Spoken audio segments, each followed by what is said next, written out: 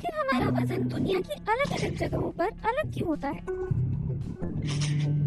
धरती की गुरुत्वाकर्षण शक्ति हमें चुंबक की तरह अपनी ओर खींचती है। वो हमारे वजन में अहम भूमिका निभाती है। देखने में भले ही लगे, लेकिन हमारा नीला ग्रह असल में उतना गोल है नहीं। उसका मटेरियल अलग अलग तरह से बटा है, धरती के ऊपर भी और उसके गर्भ में भी। जहाँ उसका घनत्व ज्यादा है, वहाँ उसका गुरुत्वाकर्षण भी उस इलाके से ज्यादा है जहाँ द्रव्यमान कम है। उपग्रहों से तत्व के वितरण को ठीक ठीक मापा जा सकता है। वो धरती की आकर्षण शक्ति को स्पष्ट करते हैं।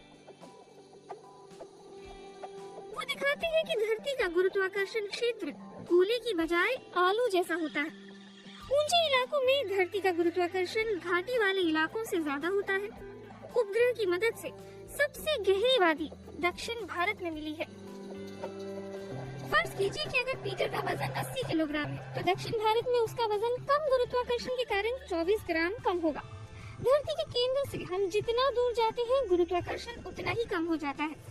इसलिए गहराई में स्थित समुद्र तट पर पीटर का वजन हजारों मीटर ऊंचे पहाड़ के मुकाबले थोड़ा बहुत ज्यादा होगा।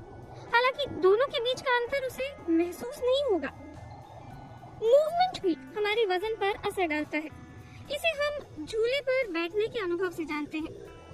वो जितनी तेजी से घूमता है, हवा में हम उतनी ही ऊपर जाते हैं। यहाँ सेंट्रीफ्यूगल फोर्स गुरुत्वाकर्षण के विरुद्ध काम करता है। भूमध्य रेखा पर धरती दूसरी जगहों के मुकाबले तेजी से घूमती है। तेज सेंट्रीफ्यूगल फोर्स के चलते वहाँ पीटर का वजन पोलैंड के मुकाबले 400 ग्राम कम होगा। अंतरिक्ष में ये अंतर धरती के मुकाबले बहुत ही ज्यादा होगा। चांद पर पीटर बहुत ही ऊंची छलांग मारेगा। वहाँ उसका वजन धरती के मुकाबले 16% ज्यादा होगा। और अगर वो सबसे बड़े ग्रह यानी जुपिटर पर जाए, तो धरती के वजन के मुकाबले उसका वजन